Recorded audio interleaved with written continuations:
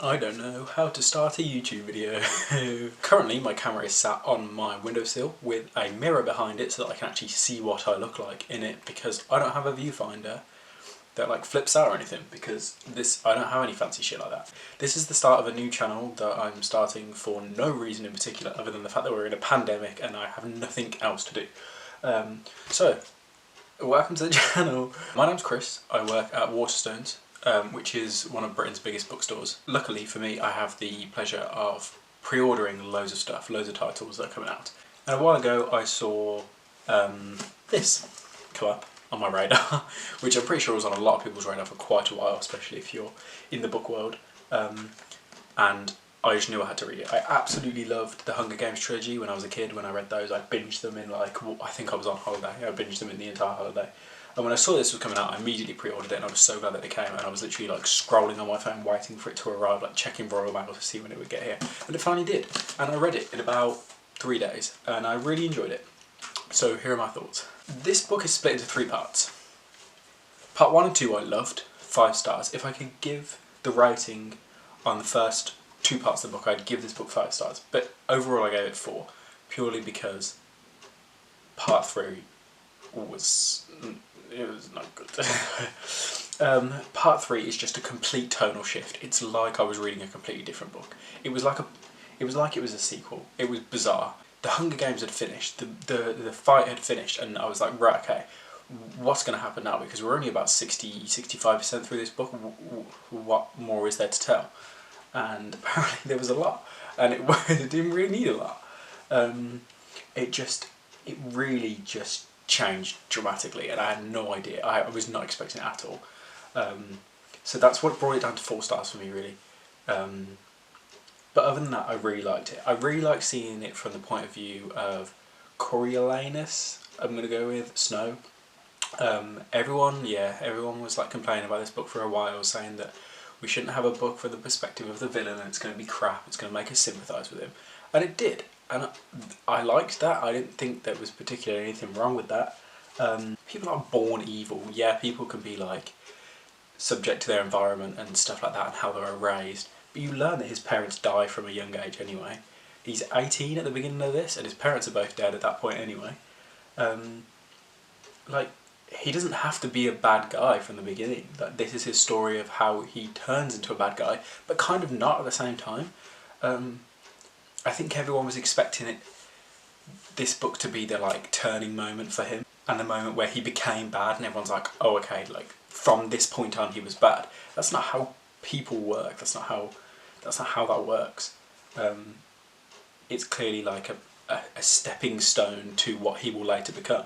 Obviously there are events in this book that you can see things are changing in his mind and where his loyalties lie and how his decision making works. But my issue with people having an issue with it being his origin story and we shouldn't sympathise with him is just like, I don't know, each to their own, fair play, think how you want to think. But to me, I really enjoyed this book. I really liked that Suzanne Collins decided that she wanted to write this book. I think everyone else probably wanted something different, if they're being honest, including myself. I would have loved like a Finnick. Oh no, maybe not. Haymitch. I would have loved to see Haymitch in the Hunger Games. The problem is with prequels is that you know that they survive, so the tension is brought out of it entirely. But this is what we got, and I really enjoyed it. I really did. I gave it 4 stars, but only because the last bit let it down. I did think the ending was quite poor and not really necessary, or it was necessary, but it could have been condensed by half. Other than that, I don't know. I really enjoyed the tribute, the District 12 tribute, Lucy Gray. I thought she was really good, and in my mind, as soon as I started reading the book, I was thinking, I'm already picturing it in my head. All I could picture was Katniss, because as soon as you say District 12 tribute, you think Katniss. So that was what was going on inside my head, and I was worried that for the entire book I was going to be picturing Katniss in place of this other lady. But I was really glad, because literally as soon as you meet her, she is so different from Katniss that it's almost impossible to imagine her. So I really enjoyed that, how I made her really, really different. Obviously she's still a badass, as Katniss is, but she's a badass from the get-go. Like, even the first time you meet her, you're like, whoa, okay, what is going on here? I really enjoyed that. I really enjoyed how different they made her. And I enjoyed some of the new characters as well. It was interesting seeing stuff about Tigress and stuff about some of his other friends, but I mean, even then, he says he doesn't really have any friends, and you can tell he doesn't really have any friends. It's just sort of like people he's known for the majority of his life. There were, however, a few times in the book, and I am not at all an author. I did a degree in geography, and I've only very recently got into like reading and the whole booktube thing. But there are a few points in the book where I was like, oh, I really wish it would do this, and it just didn't. And I was like, I would have really enjoyed it if it did that. But obviously, I'm not an author of a book. So, but there are a few times where I was like, ah, oh, if this goes the way I think it's going to go, I'm going to love this. And it just didn't. I still loved it, but it didn't go the way I thought it was going to go. Which is good, because it was keeping me on my toes, and like, I don't want to have to guess everything that's going to happen. But, I mean, turn it off now if you don't want to hear spoilers, but there's a scene where Sejanus, his best friend, or the person he's known for a while, ends up going into the Hunger Games as sort of a cry for help type thing. And Coriolanus is sent in with him, well, to fetch him and bring him out. And he goes in, and I was like, oh my god, he's going to be trapped in the Hunger Games. He's not going to be able to get out, and he's going to have to fight in the Hunger Games.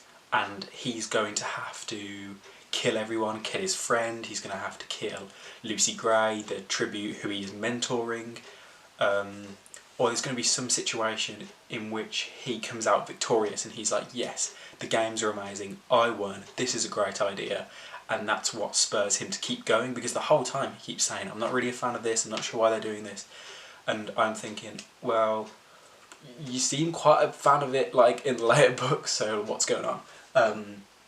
But yeah, there are a few times where I was like, oh, is this going to go this way? And then immediately he just like leaves the Hunger Games, and you're like, oh, okay, apparently not. So there you go. This was probably the worst video you've ever watched on YouTube, but that's my review of the Ballad of Songbirds and Snakes, which I struggle to say every single time. But this is a beautiful edition, Waterstone's edition. And yeah, I absolutely flew through this book, and I really, really enjoyed it. Everyone's saying that they want a sequel. I really don't think it's necessary. There's not really anywhere else you can go. I mean, it's just going to be the retelling of the Hunger Games from someone else's perspective at this point, and there's not really anything you can do with the future, because it's sort of everyone's happy now. But this is it, naked, and I think it's beautiful. And yeah, that's about it. This is probably going to reach no one, and is only there for my satisfaction and cure-done for boredom. But if you do see this, and you do agree with some of my points, or you have any other points that you want to share with me, please do leave them in the comments down below. Give this video a like, please, because as you can tell, I'm very new to this. So I'm going to need some help from you guys. So anything that you can do to help will be much appreciated. I don't expect anyone to share this anywhere, because this is a piece of trash. But if you can just give it a like, or just leave a comment, or anything like that, it would be really good, and it will inspire me to make more videos, because believe me, I have plenty more. I've got plenty of books that I've been reading recently. Lockdown began on the 23rd of March in England, and I've read about 20 odd books since then. So I have plenty to talk about, plenty of fun ideas. So yeah.